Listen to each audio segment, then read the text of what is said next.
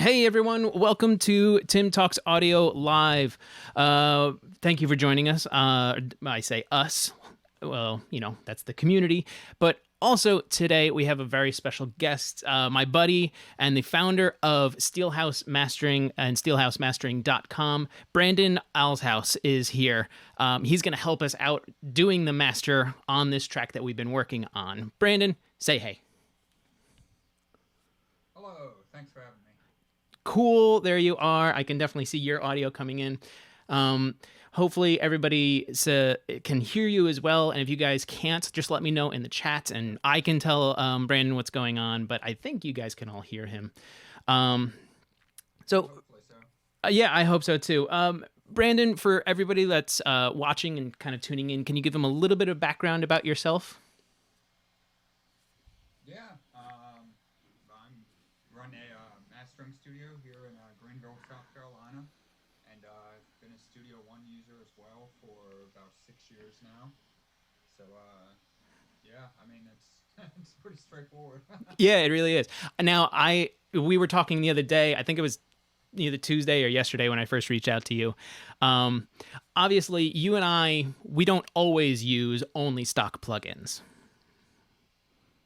Yeah, correct. Almost never. Recently I've been using the fat channel a little bit more. Can't hear. Yeah, for mixing applications, if I'm doing a mix or something, then I'll definitely reach for Pro EQ or the room reverb or something like that. Oh yeah. So a couple people are telling me that your audio is coming in a little low, so I'm gonna see if I can just kind of bump you up real quick.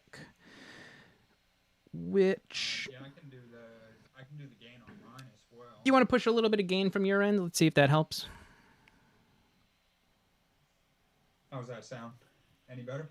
Let's find out from the chat. There's a short delay when it goes to them, so we'll find out in a minute. You sound louder to me, so that's definitely good. Yeah. Wish I had my condenser right now. This 57 is gain hungry. Hey man, I'm using a 58 and I have for quite a while. And it treats me well, but I do have it gassed kind of a lot. Let's see. I just want to double check some stuff. Audio, where is it? Preferences. Speaker. Maybe. Oh no, that's not going to let me because it's that. Well, I hope that you juicing it kind of helped a little. Oops, let's put that back to full screen. There it goes. Yeah, I hope so. I guess people will say if it hasn't. Yeah, and then I can always repeat what you're saying. Needs a lot more gain in the stream is what Kyle is saying. Let's see, I don't know if there's much I can do. Completely maxed on my side. Yeah.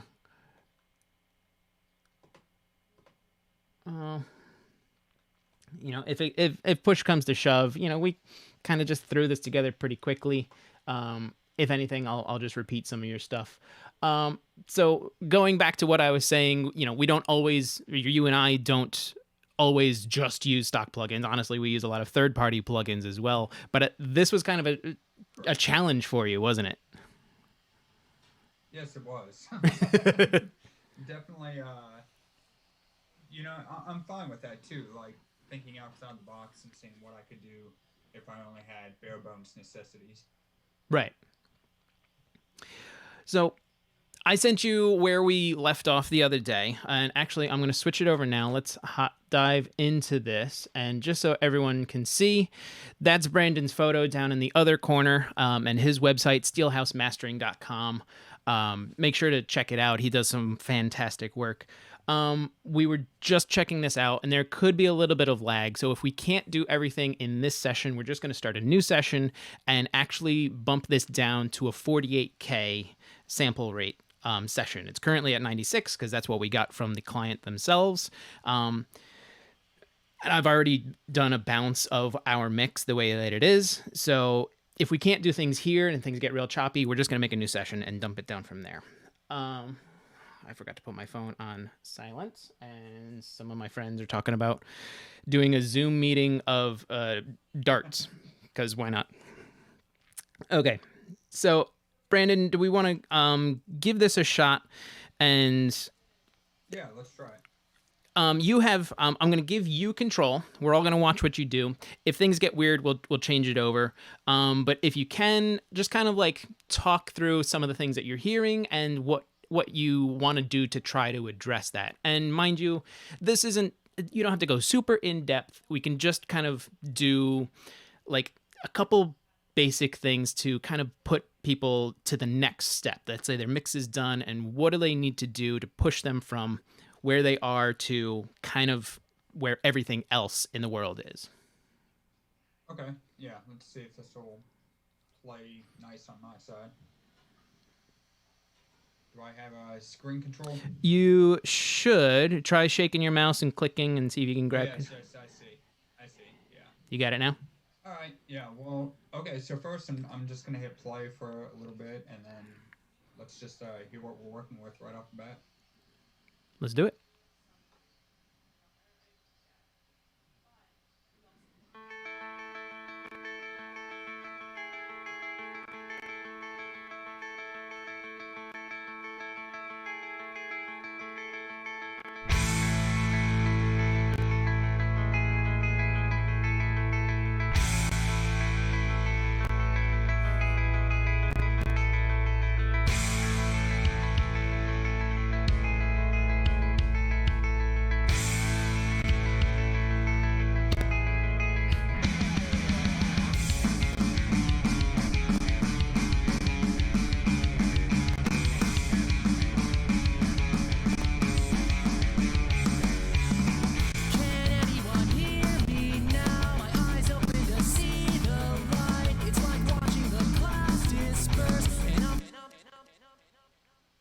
Okay, so Yeah, so I'm not sure if this audio is going to work on my side. as soon as we hit play, my machine was just like, I'm dying doing all this. So I'm gonna take control back real quick. So is it clicking and popping on your side too? Oh, absolutely. It's because my machine's doing like double. Yeah, okay. It's doing double work right now. So I'm just gonna go ahead. I'm gonna make a new, just a whole new session, and at 48, and we're gonna do master here, me now.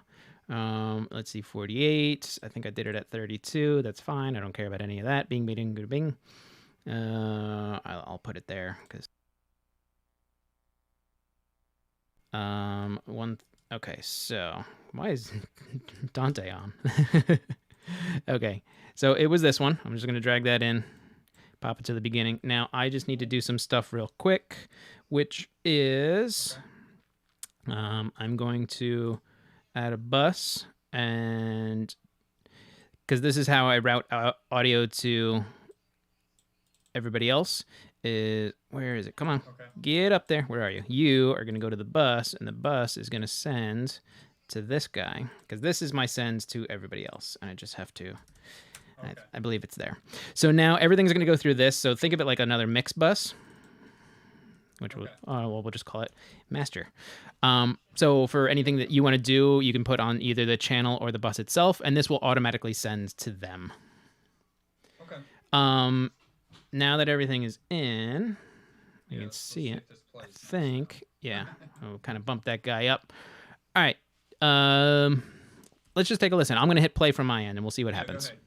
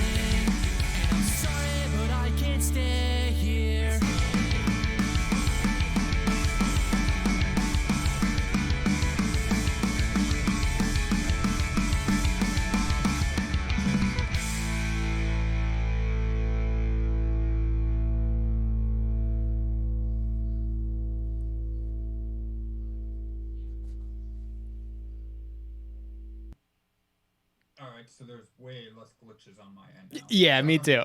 So I think it. I still think there's some phase issues, so everybody just be forgiving with that. Well, it actually brings up something that's inherent in this song is there's a lot of flanging happening. Oh, so then maybe it is not. You're probably. I kept thinking that maybe my streaming audio was like going in and out or something. There is a fair amount of flanging that was printed on these guitar tracks. Okay, that's good to know. I did not know that. So is that different from yesterday? The mix you sent? Possibly. Okay. I mean, I don't remember that yesterday. Probably not as much, but it's certainly a possibility. So cool. Okay. Well, yes, that rolls out some of what I'm hearing then. But yeah, so the first thing that I do for any master is listen. I think that's the most important thing. Yeah. That you can do. This is much more paramount whenever it is a song that somebody else sent you, because obviously, like I had heard this song yesterday for the first time. Yes. So this is only the second time with the final mix now. So I don't know what the song should sound like, what it did sound like, or anything like that. Right. Now, if you're self-mastering, that can be difficult because you've been listening to this song now for days, weeks, maybe months. Yeah, of course. Depending on, how long it's taken you to write and record the song. Yeah. So your listening becomes way less subjective than it had it not be something that you hadn't heard before. And that's one thing a lot of people always ask, and I think it's important too, is, well, how should I master my song? And it's like, well, if you're doing it yourself, what are you looking to get more from it? Right. The first question that I would ask. And even when I'm doing somebody else's song, my question to myself is more or less the same. It's like, okay, what am I hearing in this song? Yeah. That I think needs to happen.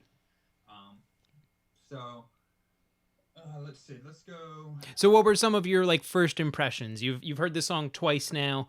Yeah. What if I didn't give you any feedback and I as a client I just said, do what you think needs to happen to this. What were some of the things that you kind of heard that you want to touch on? Yeah. So I think. Well, I definitely heard that you gave it some more subs than what I heard yesterday. Certainly possible. Certainly possible. Yes.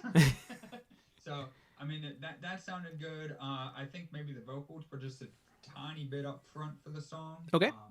That might be something that we can fix with stock plugins. It's possible, if someone's just working without stock plugins, let's say it's somebody else's song, that might be something where you want to say, hey, your vocals might need to come down a half dB lower, because when we throw some compression or limiting on there, it's going to come up some more, and it might be too loud by the end of it. And then let me just go back to this intro part again. That's the way that drum sounds. Right.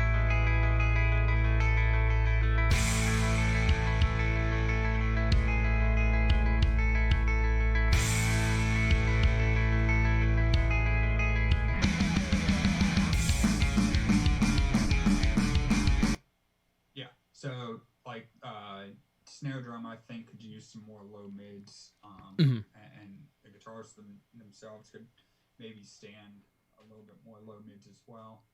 Yeah, but then maybe probably some of that kick drum beater sound might be a little touch heavy as well. So I'm guessing that's maybe in the 5K range. Okay. But probably something you can address there too. But this also kind of shows. I'm gonna trigger warning for you specifically. This shows like one of the benefits of actually working with another outside, specifically mastering engineer or another engineer who can do the mastering for you, is having this kind of immediate feedback. Like obviously it's immediate today because we're doing this live, but whenever, like, I mean, you and I have worked in the past, I've sent you a mix and you're like, hey, can you make kind of some adjustments to some of these things that I'm hearing? It's a huge benefit of being able to have a separate person. Oh, absolutely. You know, it's against, or it's everything against like some of the just quick and easy things that are out there. But we're not, again, I'm not going to like trigger you too much because I know I saw that whole feud that happened. I was reading it and it was just too funny, but we're not going to get into that. Okay, so you have some target areas. What are some of the first steps that you're thinking you want to take? Okay, well, almost the first thing I do with any master, and the most important tool you have at your disposal would be EQ. So I will pull up the stock EQ, Mm-hmm. and there we have it. Yeah. Okay, and then, like I said, I was feeling that maybe some low mids there, especially in that snare. So let me try to. Yeah, I think it was that next marker is where the whole band comes in.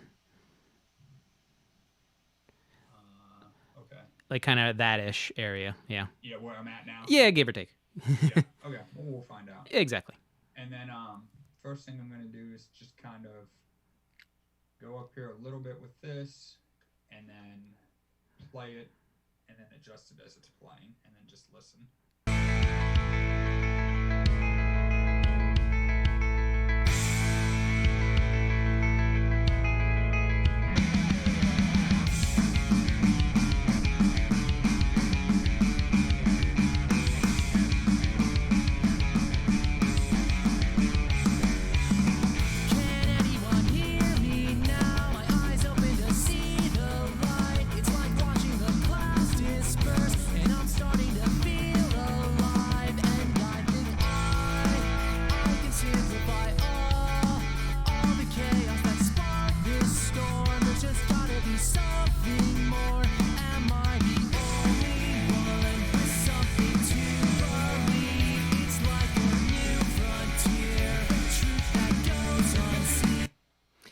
Honestly, even for just the 1.5 dB that you did, what is that? That's 232 hertz. I immediately hear that snare has way more body to it. Yeah. It's huge now. Some impacts, for sure. Yeah. And it didn't really seem to do too much negative to the surrounding areas either. Yeah, it didn't like or become overbearing on anything else that lived in that area. It actually just kind of really rounded everything out and gave it more power. Yeah. So that would be one area I would look for. And then, like I said, it sounded like maybe there was a touch on that kick beater, and I think that's around 5K. So we're going to focus in on there. And then a nice side benefit will be that this should round out the vocals as well. Right. You'll get, it's going to, anything that's going to be sibilant sounding is usually in that 5 to 6K range. Yeah. So this should have a nice side effect there. So I'm going to boost it first, try to find out where we're at, and then we'll try cutting some and see how that sounds.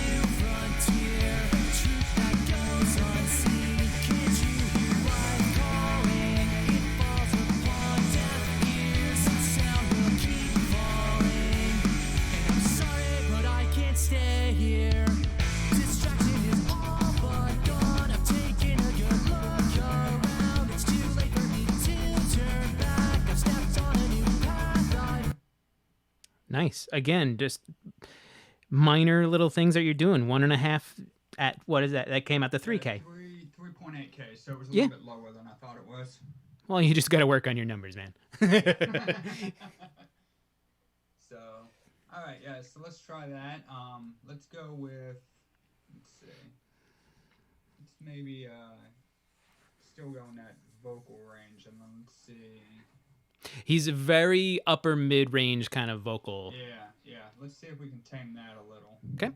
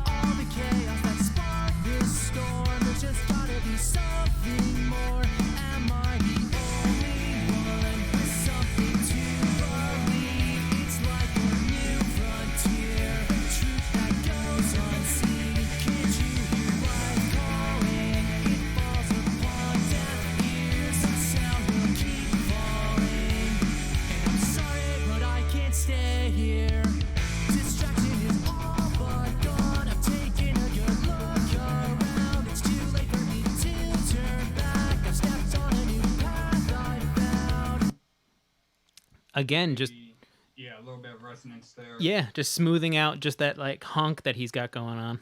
Yeah. Mm-hmm. Okay, so I'm gonna play this a little bit farther up here. Yeah. Okay.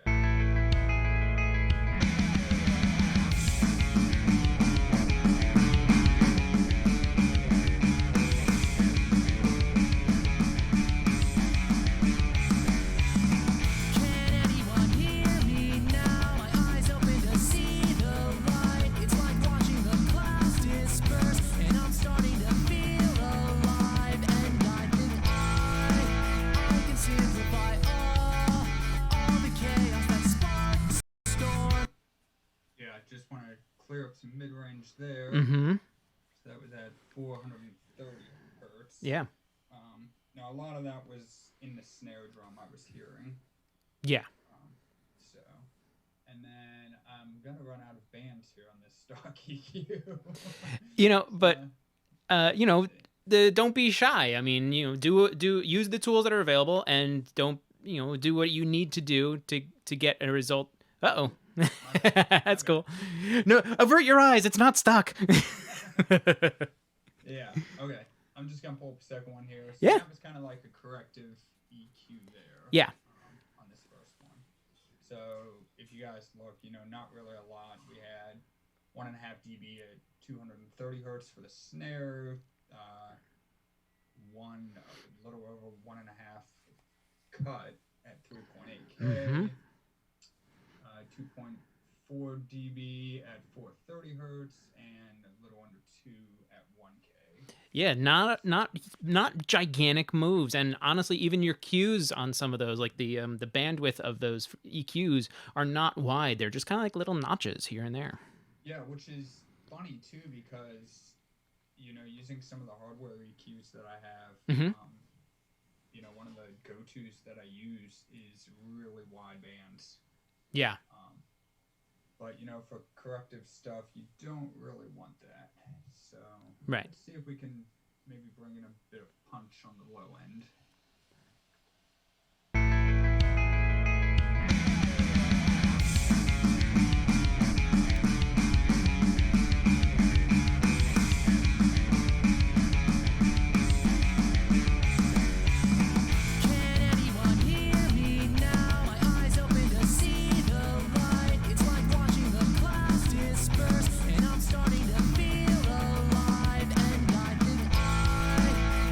Simplify all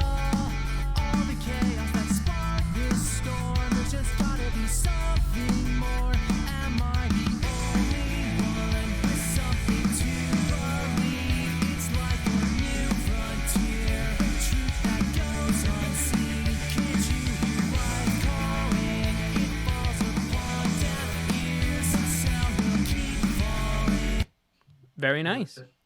Yeah, how's that sound on your side? It sounds good on my side. I forgot to throw on my my room correction EQ. But I mean, even without that, I'm gonna steal control back real quick and just throw that on. Again, avert your eyes. It's not stock. Is that gonna route to my EQ? Mm, Or to my? ooh, you know what? It will. So I'm not gonna put this on. I am not gonna. Good call, sir. I am not gonna do that. So I mean, I've done this in some of the streams before, showing that I use FabFilter as a room correction EQ, but the audio that I have going to Brandon is a copy of what I have, so I don't want to throw mine on because it'll change what he hears. So. Right. Yeah. Okay. So yeah, let's roll with these two. So I got 1.65 dB or 40 hertz. Yeah. And depending on your monitors, you may not have heard much going on there. I'm gonna say, and if you're watching on mobile, you're definitely not hearing it. Hearing that, yeah. But it does help in the long run, especially with translation for those who do have systems that can handle that. Yeah. Okay, so now one thing I almost never reached for is a multi-band compressor. And it's simply just because I have dynamic EQs that I'll use, or right, de-essers, which are more or less the same exact thing. Correct. Just a tiny bit more specialized. Yes, but again, with stock EQ, multi-band dynamics. Plugins.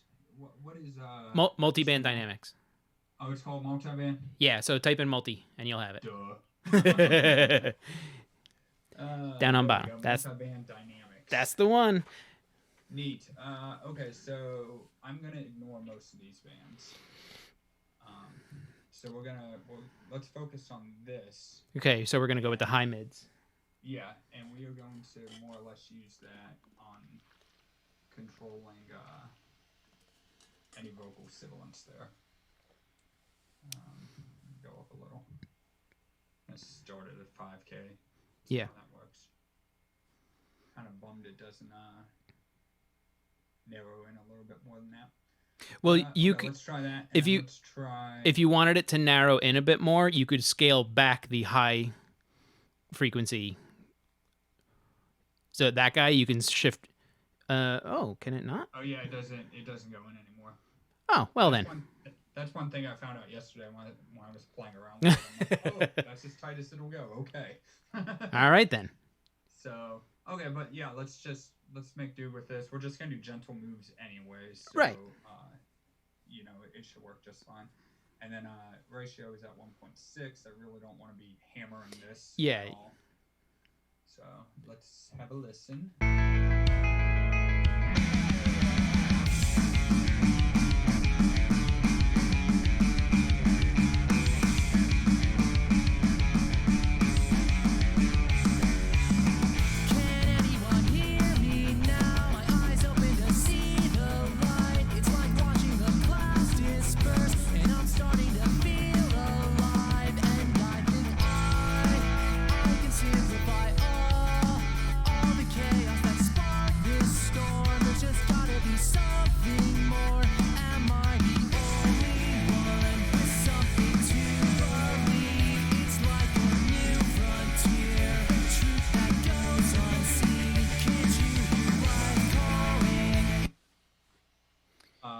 Be my eyes for me because it's more graphic intensive one, so kind of so glitchy on me. Okay. One thing that I'm gonna do real quick that was pointed out is I'm gonna turn my mic gain down. Okay. To kind of balance us out, because I'm coming in a bit more hot than you are. Can you still hear me? Okay. Yeah, I can hear you. Fantastic. So we'll kind of go with that. I think we're gonna be a little bit more balanced now. All right. Okay. So yeah, what do you? I can help you out. What are we looking for? How much gain reduction did it look like I was having on now? Oh, let's. I see it going over the threshold here. Mm-hmm. But this meter isn't really reacting. Yeah, the meter's it's not the best one. I will say that, but it's not super accurate. It's giving you an idea. I'm gonna hit play so I can kind of get an idea.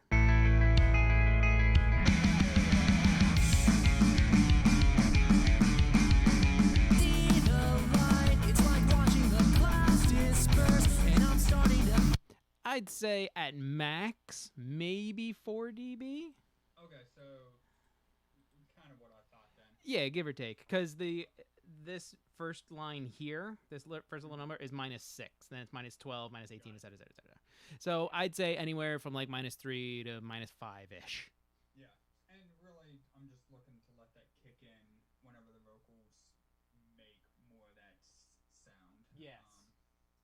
And I know, in fact, let me pull it up too, because I know people are probably thinking, why do I not just use the stock compressor? Because it has a de-esser setting. It does have a preset that's a de-esser, but something that I have, I talked about this in one of the videos that I did, is for me personally, I'm not a huge fan of this preset, but as with all presets, it's definitely a good starting point. Good, yeah, good starting point. I would see. My thought was with the multiband, I would be able to control the range of it a lot more. Yeah, it would only be compressing like starting at 5K, whereas let's see. Yeah. So low cut. So if we low cut this at 5K, it shouldn't touch anything below that. correct. So That's 4K. Yeah, you're just gonna punch it in. let me just type it in. So let's try both while I have it open. So let's do 5K to 8K. Yeah, and before you hit play, I'm gonna do one more adjustment on my end. 7.5K. You go ahead. Okay, go ahead and do your adjustment. I'm gonna do this real quick. Just trying to balance everything out, because your mic versus my mic versus the music. We're just trying to make it so that like anybody who's watching, this is some of the things that I'm getting is there's volume discrepancies between us. So that's why I've turned my mic down. I think you and I are pretty well balanced now, but when we hit play, it's kind of like killing. So I'm just I dropped the output to the stream by 6 dB, and we should be good. At least I'm going to keep an eye on it and kind of balance things out. So go ahead and take over, and I'll just kind of keep an eye on it. Yeah, let's try that. Okay, so turn my ratio down here. Now, this preset is taking into consideration that I would be dropping this straight on a vocal track. Yes. So, seeing this is going to be on a master, I do not want 12 to 1. No. Yeah. Yeah. Subtlety is the game here, so let's go down to 1.5. Okay, let's try that, and then we'll see how both these sound. I'll compare both and then see what we think.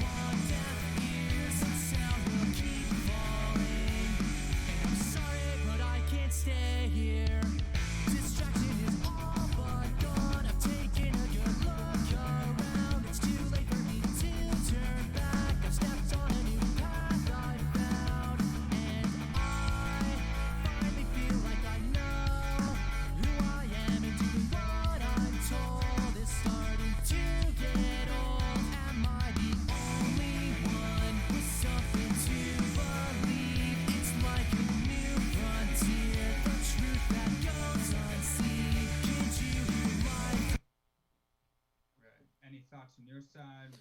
Hearing anything sticking out to you? I'm feeling that I do like just the standard compressor more than the multiband dynamics. Sweet. So that when you went back and forth, I was listening, and I think that the standard compressor where it's band passed up in that sibilant area, the 5 to 7, it was definitely a lot more pleasing for me.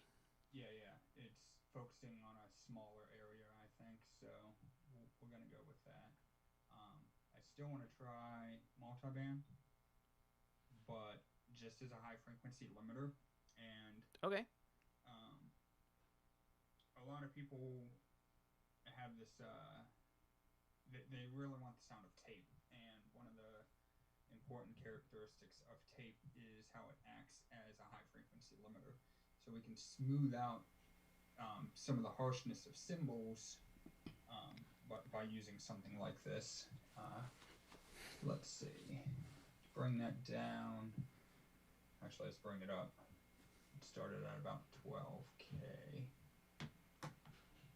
That's going to be a lot of where that airiness starts and where the abrasiveness can also start. Right. So, and I got that now after my compressor. So let's have a listen.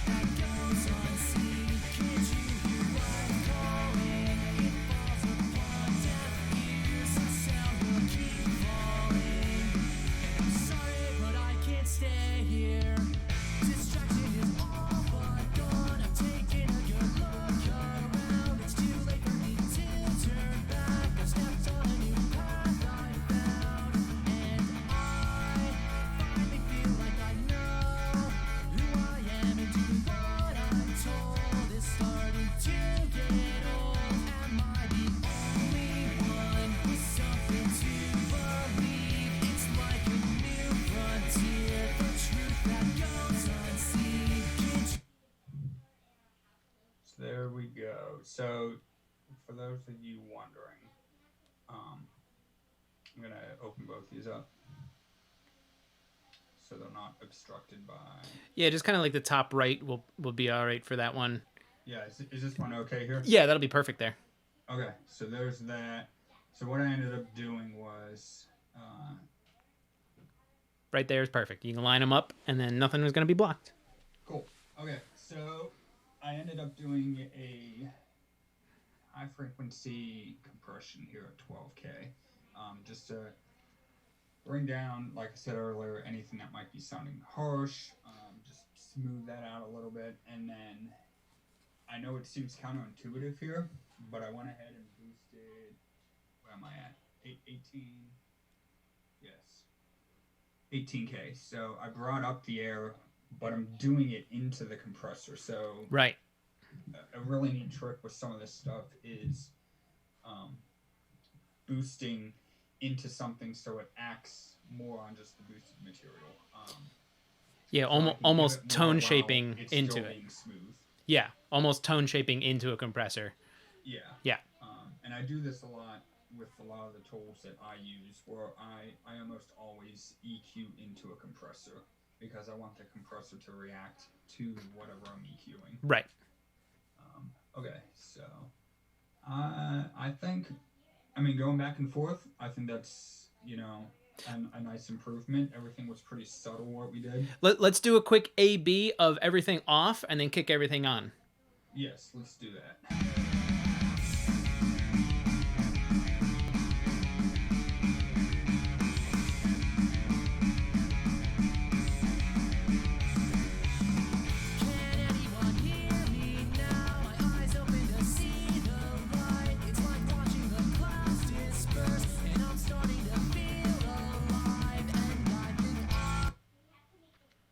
So yes, clean that up a lot. Yeah, definitely. So, all right, can we go into can we talk about the splitter and just using a simple volume boost? Yes, we absolutely can. Sweet. Okay, so Studio One, to my knowledge, now correct me if I'm wrong, because again, I really don't use the stock plugins that often. I'll do my best then. No, of like stereo imager in Studio One, right? Binaural pan. Ah, okay, so we do have that. Yes. This is actually... I forgot about this one. Yeah. I'm really not a fan of stereo imagers at all. Right. But let's see what happens. It's been a few years since I've opened this. I'll be honest with you. When I was streaming just a couple days ago on Tuesday, I couldn't remember this plugin either, because what I wanted to do and what I showed off is the guitars in the verse are brought more to the center image, but it was printed as just like a straight up stereo. So I went and used binaural pan and actually reduced the width from 100% to 60%, bringing them in the stereo image a little bit more. Right. Now I would be curious to know how the binaural pan works and what it's doing. If it's just, I'm sure it's not just volume, it's probably EQ changes as well. I haven't read the manual, and usually whenever I do like stock plugin, I have like a series of videos going over stock plugins, and I haven't done binaural pan, but I usually read the manual first, and unfortunately this isn't one that I've gotten to yet. Next video. All right, there it is, the next stock plugin. Right. So one thing I do remember from it is a little goes a long ways, and that's really true of any stereo imager at all. Yeah, absolutely. If you abuse it, you are going to compromise the mono integrity. And what I mean by that is whenever it's played back in mono, you may lose the guitars, anything you have off into your left and right channels.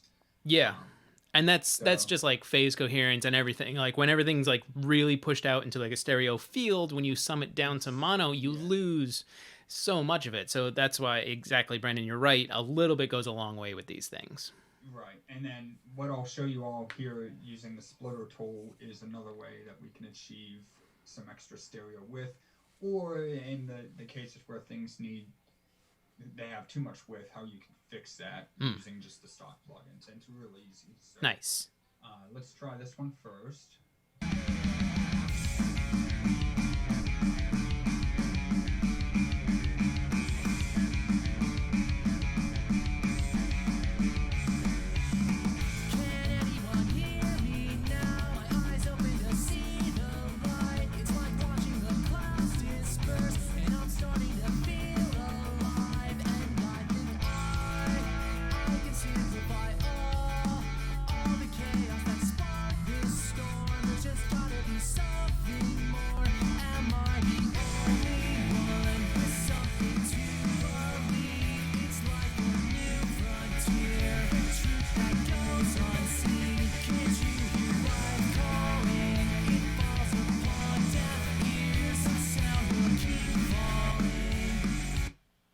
Okay, so it sounded like when I was using this button here to go to mono, it sounded like we were losing the guitars when this was on. Did you hear that?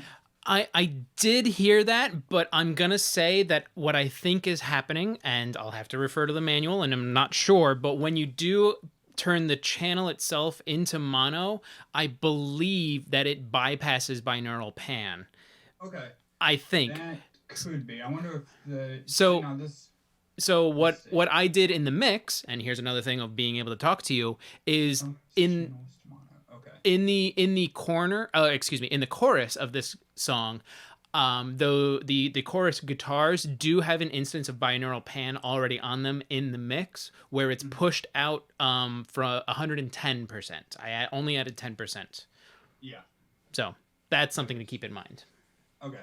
Now, I mean, this mono button here says it sums to mono, but when I clicked that, I don't know about on your side, it did not sum the audio to mono on my side. Interesting. Anyways, we tried this. Let's try the way I know. Yeah, let's do the splitter trick that you were talking about. Yes, so you can bring up Mix Tool, which is a very handy utility tool.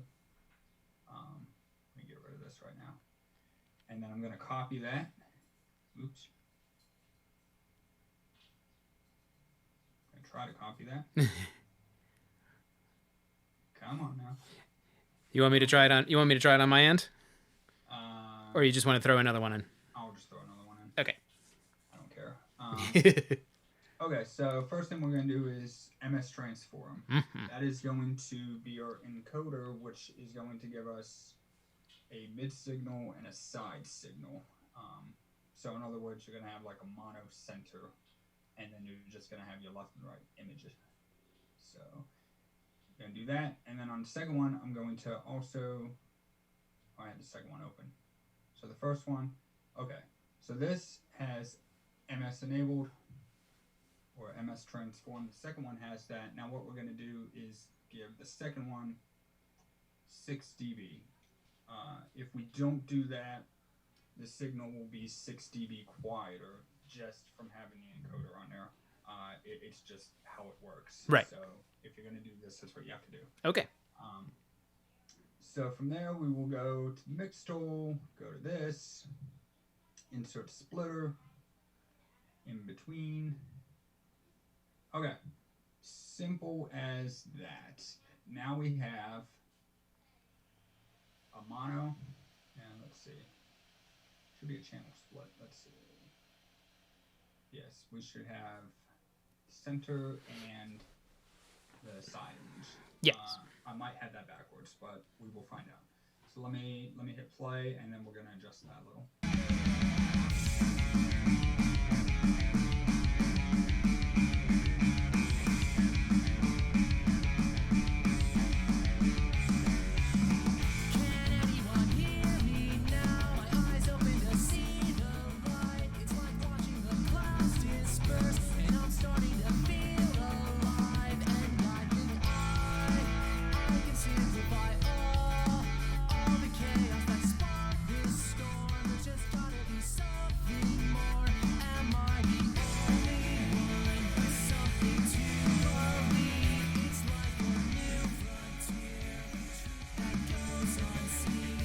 So you definitely want it on channel split. Normal is still kind of acting like a left-right, but with the MS transform, it's being real funky. So when you do channel split, it's definitely giving you your mid and side. I'm trying to hear things on my end with my glitchy audio.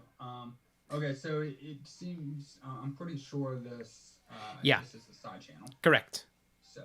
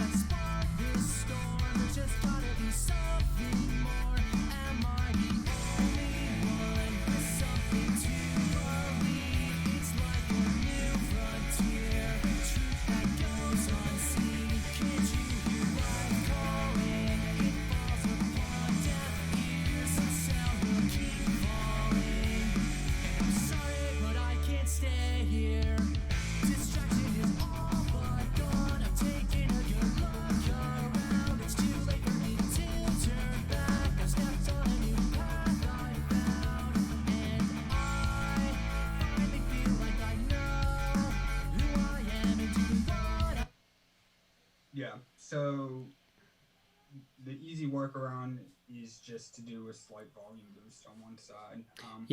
So if you wanted more, if your drums and vocals seemed buried, then you could do a slight boost on just the mid channel instead, and bring that up. That's an easy way to do that. I do not like to overdo any process like this, just because. You can very far very quick. Yeah, you can get real out of hand. So, but as far as processing goes, I mean that I feel like that cleaned that track up a little bit and gave it some power where it needed it. Absolutely. I'm gonna take control real quick, and we'll do another quick A/B of everything off, and then I'll drop everything in.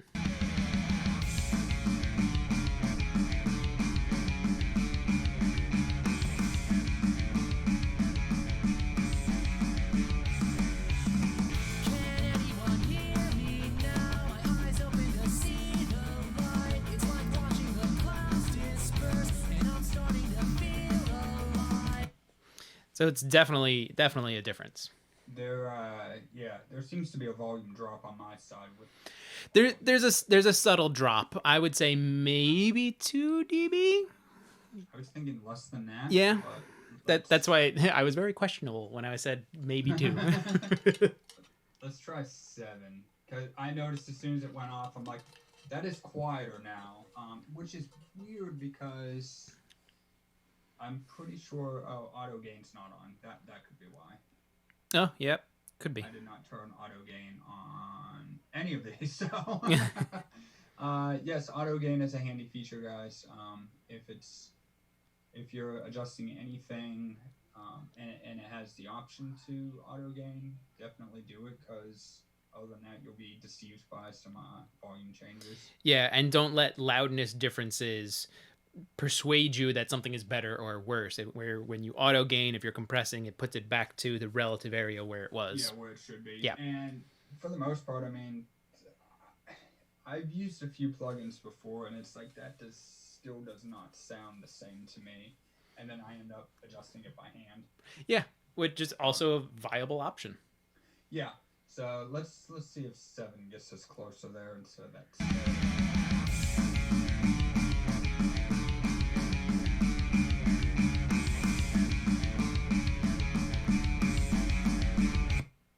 That sounds like the same volume. Yeah, it's very very close at that point.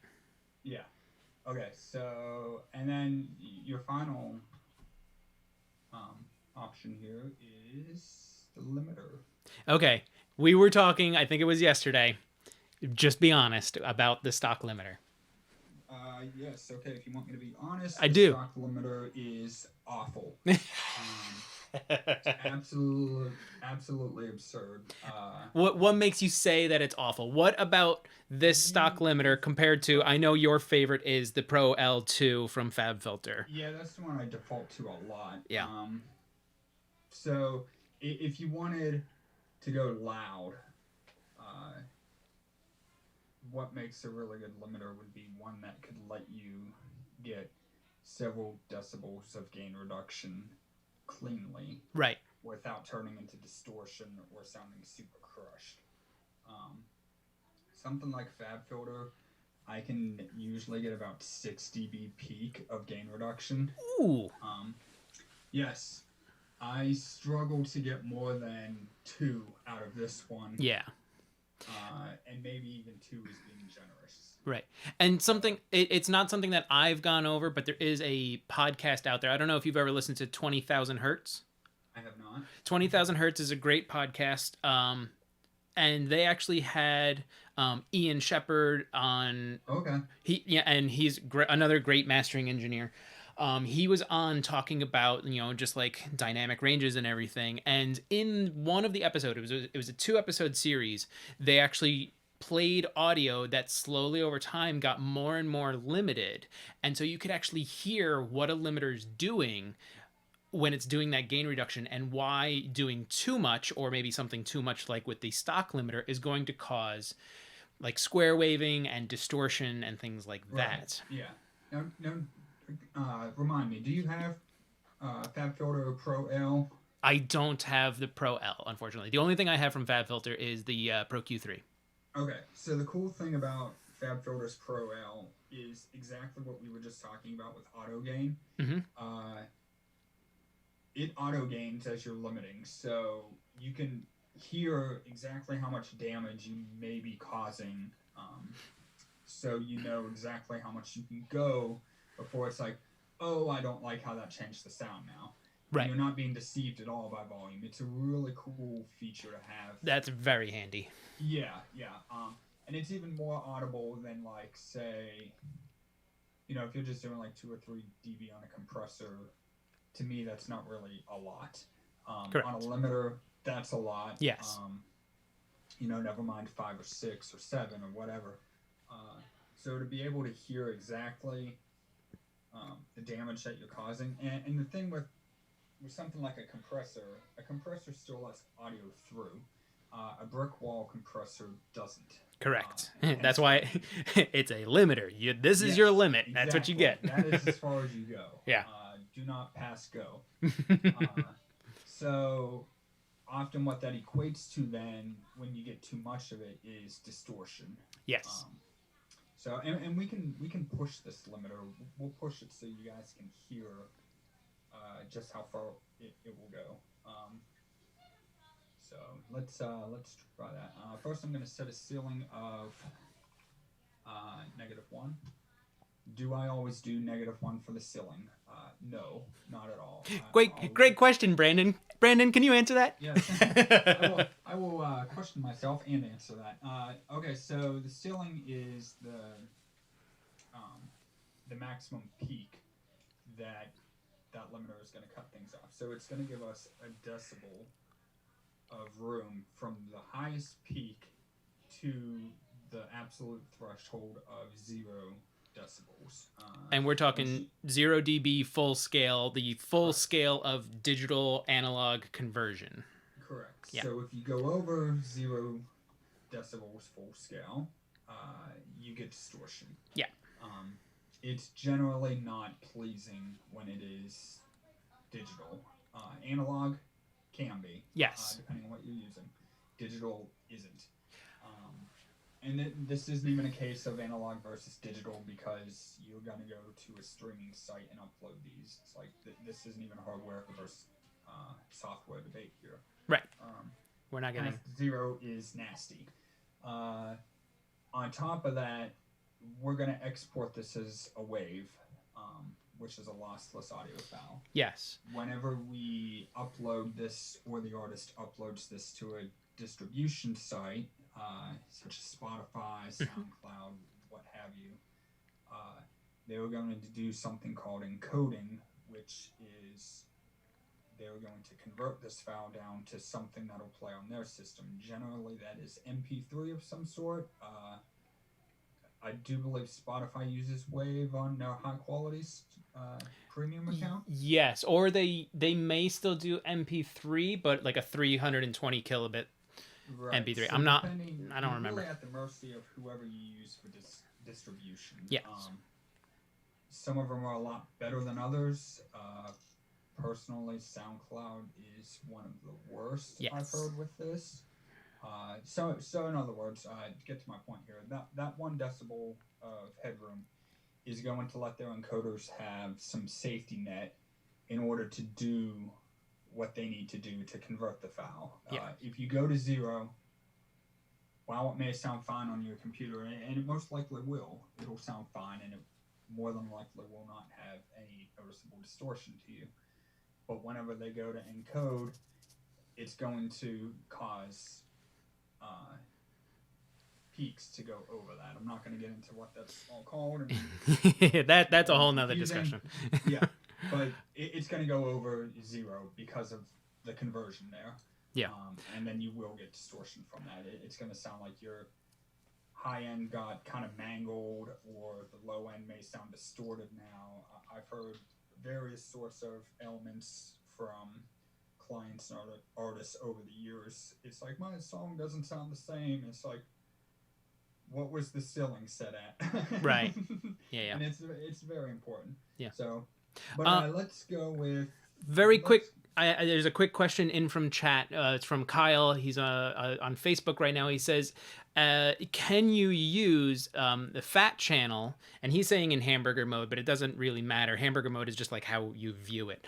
Can you use standard compressor gain into the limiter on that? That's probably not something that you've tested when I gave you this file. But do you have any opinions of in fat channel anymore? So I think what he's asking is if you can throw a compressor on this signal and maybe not even do gain reduction, but just do output gain to kind of bump your levels into the limiter on there or into this limiter. I may have that wrong, Kyle. I'm kind of just guessing. Okay, so so you want to push the volume louder using fat channel, and then still use the limiter as the safety net, correct? I believe that's what he's asking. Like I said, there's usually a lag in the stream. So. Asking, the question is no. Okay. Because, I mean, we could do that with just Mix Tool. We could bump it up 6 dB extra. Right. do a third instance or whatever. But you're still going to be pushing audio into the limiter, and this limiter can only handle so much. Right. So even if we're pushing things louder, and I can demonstrate that too, that actually might be a good thing to demonstrate, like why your mix can only be so hot or loud. Right. Depending on said tools that you're using. So let's see exactly where we can get this one. I can say let's keep going with what we currently have, and then just try and do some other stuff. Of like, well, maybe we do bump up mix tool, but then we have to go back into the limiter and adjust that. So yeah. So let's see what happens. Yeah, let's see. Hit play here. Go ahead.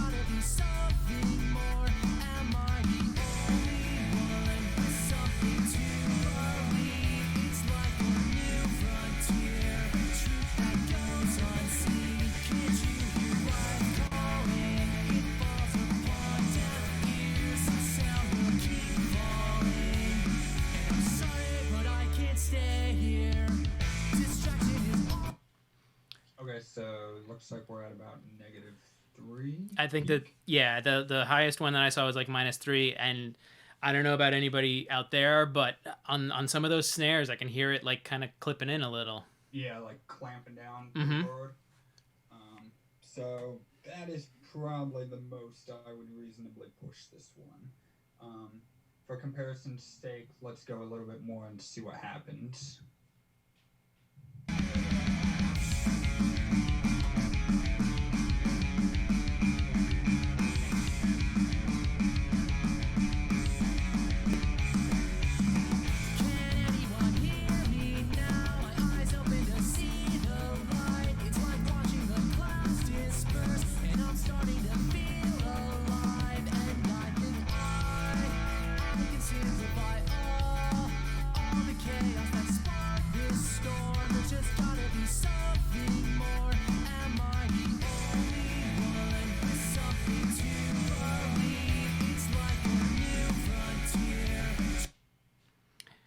So it's hurting when you do that. I think that was around 4 or 5, I guess. Yeah, I would say around there as well. Yeah, I would say we had it at a 7 before, -7 dB on the threshold. Yeah. But I backed it a tad at 6.5. Yeah. Now, for those wondering, this doesn't really have any usable metering, in my opinion. Yeah. I guess one thing we could do is, I know there's a level meter. There is. Let's see where we're hitting at with RMS. Try to expand this. There we go. Grab it. There we go. Okay. And then this is also true peak, so we shouldn't see anything go past this. Shouldn't. Right. So let's give that a try.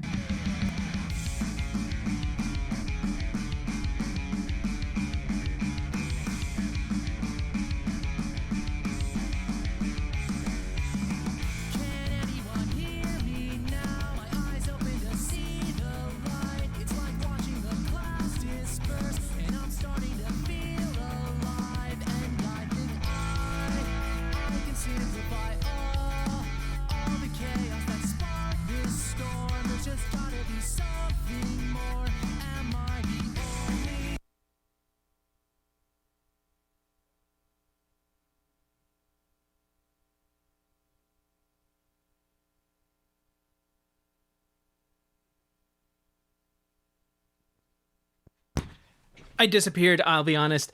I had the worst case. I just ran to the bathroom. Oh, you're good. Okay, so this looks like we should be peaking at -dB or negative 1 dB. Yes. On the meters.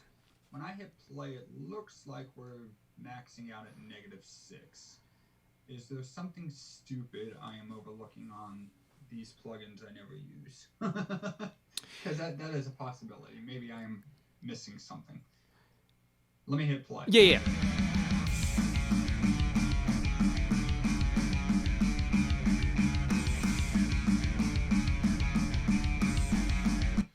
No, yeah, you're definitely only peaking at -6. Yeah.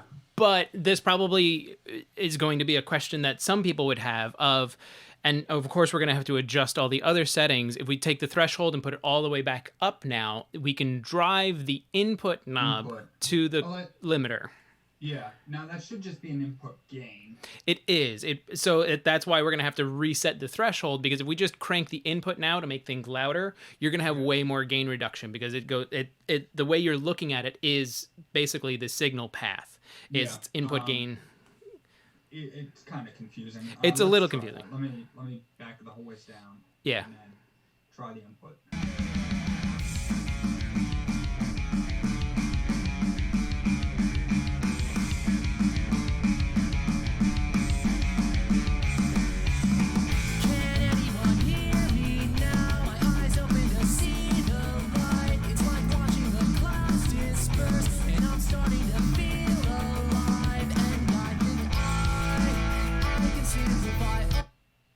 Yeah, so once you bring down your ceiling, then it looks like it brings it back down to -3, which is super weird. Well, you were also getting some gain reduction, the last one you saw there is 5.5 dB of gain reduction.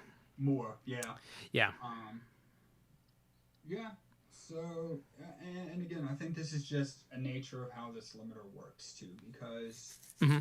I can do far more than that with some of the other ones I use, and if I had my ceiling at 0, my metering would be reading right at 0. Right. So I think it's just the nature of how this acts. I do find it super... it's interesting that the input gain reacts that way instead of the threshold. So most limiters that I've used... when you bring down the threshold, that's going to bring all of the sound up. Yes. In volume. Yeah. In fact, every limiter I've ever used works that way. This one seems to work in the opposite, where your input is driving your loudness. Yes. And your threshold is almost like controlling where that... I mean, it seems obvious that threshold would be where it starts to kick in, but... It just seems to work in the opposite way of anything else I've ever used. Yeah, but I mean, even in the most simple thing of something like a Waves L1, there's 2 controls on it: ceiling and threshold. Yeah, most of them have, one threshold knob or slider. A lot of them are sliders. Yeah. And then it may have an advanced mode. Like the one I use has release and attack. It's got like look ahead, couple other controls like unlinking and whatnot, which would completely swamp an amateur or beginner. It would be like, what do I do with all these? Yeah. Because I know when I first started doing anything, and the first compressor I had to use was Studio One's compressor, and I'm like, why is there like 8 different controls? I'm like, I don't know what any of these do. So, yeah. So I guess it's just something to keep in mind, that if you're shooting for just loudness like everybody wants, you do have to turn up the input, but then be careful of your threshold and how much gain reduction you're doing. Yeah. Because you don't want to... I never did look at the RMS, so let's see how loud we actually are.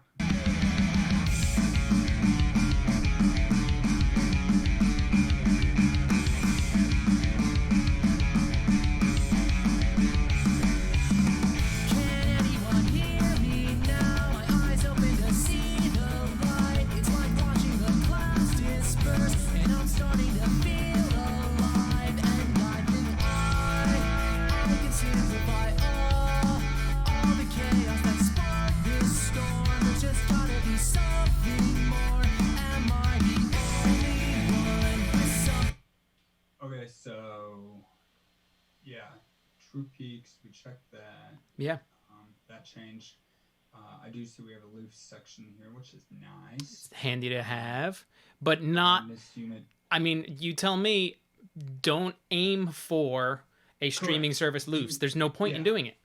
Yeah, don't get me started, or we'll be talking for half an hour on that. I'm just saying, as you have said, and on some of your blog posts, which are on your website, it's like you don't have to go for like, oh well, Spotify goes for -14. No, that's the volume that they play back at. If your master sounds good at -9, then master it for -9, and they'll just turn it down. There's no harm in them turning it down. There is harm in them turning it up. Yes. So I always aim on the side of being louder than what they want, because I know that they're not going to do additional processing to it. This one was at that section we were at -12. And it sounded good to me. That's competitively loud. Yeah. Could it go louder? Yeah, if I was using my tools, I could probably get this another 5. Right. But somewhere 9. Easily I could get -9 loops out of this. But then again, it raises the same thing of like, does that serve the song? Is that what that song needs? Yeah.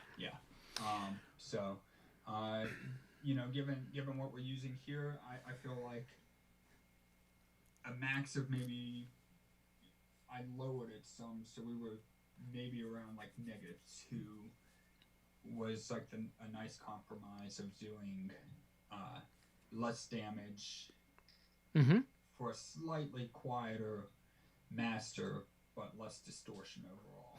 Right, and that's part of the game of making sure that it's loud like everybody wants, but also not damagingly loud. Yeah. So yes, there's a cost for every process you do. Yes. The benefits may outweigh that cost depending on what you're doing, but there are tools to be paid for everything that you do. Yeah. So. I mean, considering that you've just done the limiter, I can't imagine that there's much more that you would need to do on this. No, there isn't. That the limiter would always be the last process that I do. Yes. I know this looks like a lot over here for everybody, but if we go back and look, we had 1, 2, 3, 4, so 4 EQ points there. And then if we remember, I ran out of... we ran out of band, so we just threw another instance in. And I wanted one more low band. Mm-hmm. I could have done this high shelf on that first one, but I just did it on this because I had it open. Yeah, why not? Would have made a difference. So really, that was just one instance of EQ. We had some de-essing going as a recap here. Nothing crazy. Mm-hmm. A little bit of high frequency limiting at 12K. Yeah. Let's see. The mix tool was literally just a 1 dB push on the sides. Yes. To make it a little bit loud, or louder on the sides to make it a little bit wider. And then it's just a limiter on there. So, 1, 2, 3. 3 actual processes if you don't count the volume shift on the sides. So 4 into a limiter total. Yeah. Really, small moves make a big difference. It's astounding. Yeah, it's a cumulative effect. Just every little move adds up to the bigger picture. And this is like one of the last things that we need to do, or that we need to touch on is, I don't know if anybody noticed, but we didn't use the projects page at all. This was all in the songs page that you would get. So you don't need to have the pro version of Studio One to be able to do this, because we did everything just in the same, So that's actually a fantastic question. So 90% of all the work that I do, and almost everything I do, is mastering projects. Yep. Are done in the song page. I almost never use the project page. And I know why, so I'm going to interject that in, is you, as well as many other mastering engineers, will actually write automation or volume automation for these tracks, and that's something that's limiting in the projects page. Correct. At this time, you cannot do automation in the project page. Right. Now, That may be an update. Who knows? We don't know. Yeah, we do not know. I have been saying things about it for a few years. So I hope it does come sometime. And then another thing is, seeing I use hardware, I have to bounce the audio as well. So Right. I gotta print the song through the hardware. Unfortunately, if you do that in the project page and transform to audio, it will not let you untransform that audio, which is weird because you can do it in the song page, but you can't do it in projects. So you can't do it. So, and I was completely burned that way. I was working on a whole album. Decided, I'm going to do it in the project page because I don't really need to do any automation on this. So, we'll do that. And then I had some revisions, and I'm like, oh my goodness, I can't untransform this audio like I can in the song page. So it was some lost time I had to retrace my steps on that one. Oof, that hurts. Yeah. Well, I think we're going to wrap it up. Brandon, I want to thank you so much for showing us everything that you did and taking the time to hang out with us today. Yeah. If anybody is curious or has questions, either comment below on this video, or hit me up via email or Facebook. Even look me up, add me.